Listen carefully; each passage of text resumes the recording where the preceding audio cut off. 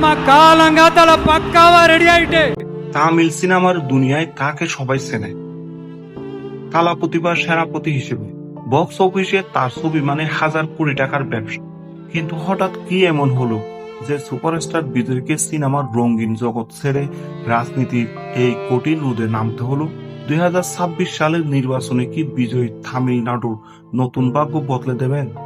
আজকের ভিডিওতে আমরা জানব বিজয়ের নতুন দল টিভিকে এবং তার আগামী দিনের পরিকল্পনা নিয়ে। তামিলনাড়ুর রাজনীতির একটা ইতিহাস আছে।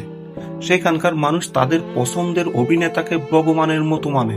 এর আগে আমরা দেখেছি এমজিআর, জয়ললিতা এবং করুণানিধি, তারা সবাই সিনেমা থেকে এসে সফলভাবে দেশ চালিয়েছে। তবে বিজয়ের জন্য কাজটা কি এত সহজ হবে?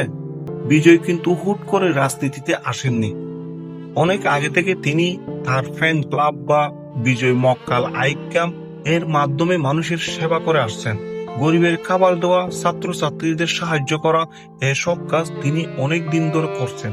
সামনে 2026 সালের বিধানসভা নির্বাচন। বিজয়ের সামনে এখন অনেক বড় বড় দেওয়াল। একদিকে বর্তমান ক্ষমতাশালী দল ডিএমকে, অন্যদিকে এআইএডিএমকে। এই দলগুলো কয়েক দশক ধরে তামিলনাড়ুর শাসন করছে। কিন্তু বিজয়ের সবচেয়ে বড় হাতিয়ার হল তামিলনাড়ুর তরুণ সমাজ। বর্তমান যুগের তরুণরা পুরাতন রাজনীতির বদলে নতুন কাউকে খুঁজছে। বিজয় যদি এই তরুণ ভোটারদের নিজের দিকে টানতে পারেন, তবে ফলাফল উল্টে যেতে পারে। বিজয়ের দলের নাম টিভিকে। তিনি ঘোষণা করেছেন যে তার দল কোনো ধর্মীয় বা জাতপাতের রাজনীতি করবে না। তিনি কথা বলেছেন দুর্নীতির বিরুদ্ধে এবং শিক্ষার মান উন্নয়নের জন্য।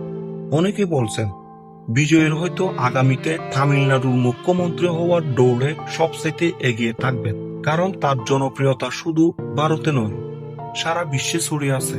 শেষ পর্যন্ত কি বিজয় পারবেন একজন সফল নেতা হতে, নাকি সিনেমা আর রাজনীতির পার্থক্য তাকে বিপদে ফেলবে? আপনাদের কি মনে হয়, বিজয়ের কি মুখ্যমন্ত্রী হওয়া উচিত? কমেন্টে আপনাদের মূল্যবান মতামত অবশ্যই জানাবেন। ভিডিওটি ভালো লাগলে লাইক দিন এবং আমাদের চ্যানেলটি সাবস্ক্রাইব করে সাথে থাকুন। ধন্যবাদ।